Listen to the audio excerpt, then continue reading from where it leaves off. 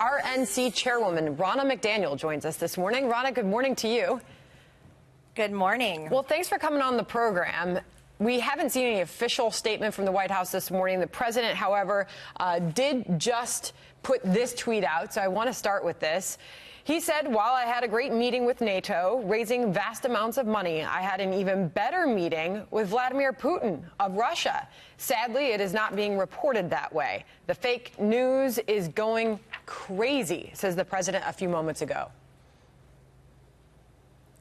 Well, the president obviously had a great meeting with NATO where he raised $34 billion extra for defenses for Europe. That's not something that's great for Russia. And then he had difficult issues to discuss with Vladimir Putin about nonproliferation, nuclear nonproliferation, what's happening in Syria, the humanitarian crisis.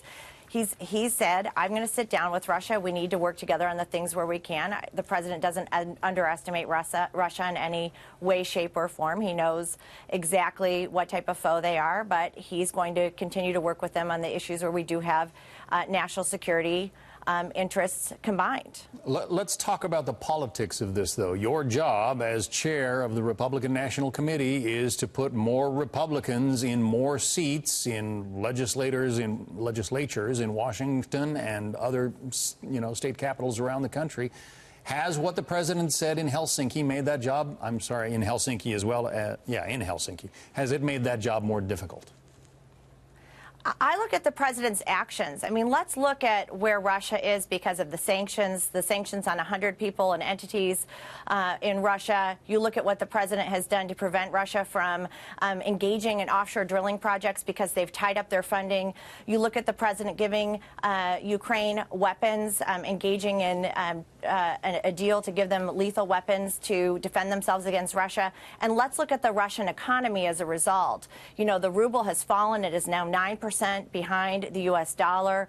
You have seen Putin's approval rating sink because he's talking about raising the retirement age now in Russia because of the sanctions and the squeeze that that's putting on their economy. Let's look at our economy. We are booming. Our GDP is up. Wages are up.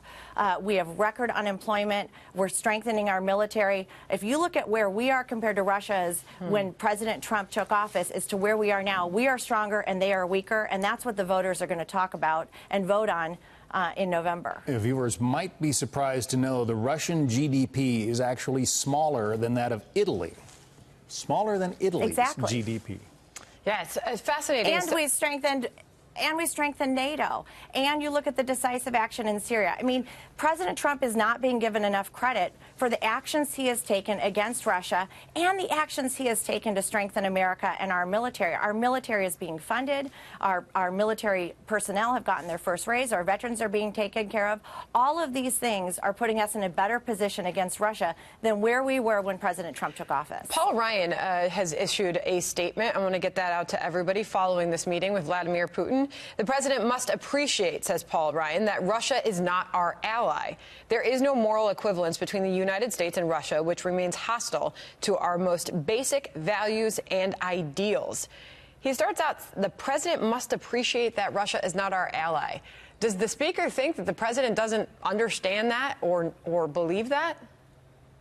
Well, we just went through the litany of things that this administration has done against Russia, the sanctions, the expelling of Russian intelligence officers, the closing of consulates. Obviously, the president cares about our intelligence community enough to take decisive action and put forward these sanctions and the things that have hurt the Russian economy and make them weaker. So obviously the president recognizes that they are not our ally, they are a foe, and he is putting sanctions in place because of that.